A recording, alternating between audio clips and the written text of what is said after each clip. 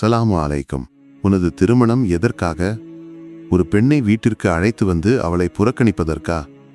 அவளது உரிமைகளை மறுப்பதற்கா? ஒருபோதும் இல்லை. திருமணம் என்பது ஒரு பெரிய பொறுப்பு. ஆனால் நம்மில் பலர் இந்த பொறுப்பை உணர்ந்து கொள்வதில்லை. உதாரணமாக, சில இளைஞர்கள் திருமணத்திற்கு முன்பு நள்ளிரவு 12 மணி வரையோ 2 மணி வரையோ நண்பர்களுடன் அமர்ந்திருப்பார்கள். திருமணத்திற்கு பிறகும் அதே பழக்கத்தை தொடர்கிறார்கள். இது முற்றிலும் தவறு. நீ ஒருவரின் மகளை ஏற்றுக்கொண்டிருக்கிறாய். இனி உனது மனைவிக்குத்தான் உனது நேரத்தின் மிகப்பெரிய உரிமை உள்ளது. இஸ்லாமில் உனது மனைவியுடனும் குடும்பத்துடனும் செலவிடும் ஒவ்வொரு நிமிடமும் ஒரு வணக்கமாகும். ஆனால் நாம் என்ன செய்கிறோம்?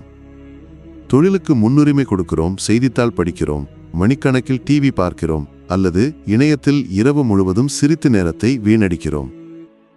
வீட்டிற்கு வந்தவுடன் மனைவியுடனோ குழந்தைகளுடனோ ஒரு வார்த்தை கூட பேசாமல் டிவியை அணைத்துவிட்டு தூங்கச் செல்கிறோம். இது பெரிய பாவம் நண்பர்களே.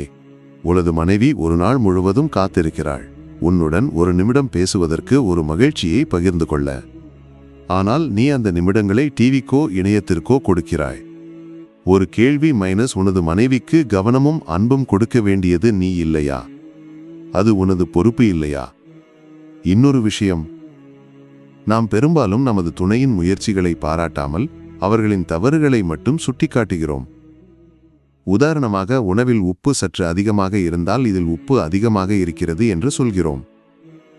ஆனால் அந்த உணவை தயாரிக்க அவள் மணிக்கணக்கில் உழைத்திருப்பாள்.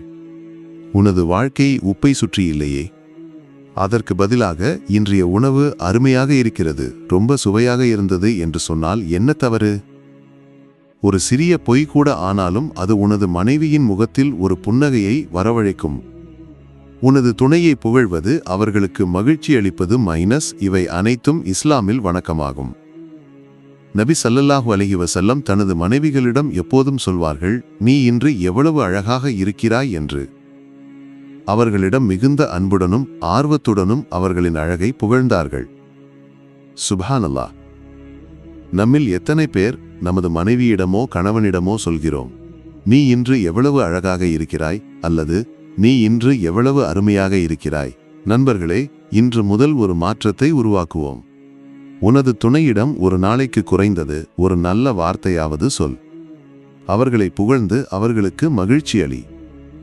அது உனது திருமண வாழ்க்கையை மேலும் அழகாக்கும். மேலும் அல்லாஹ்வின் ஆசீர்வாதம் உனக்கு கிடைக்கும்.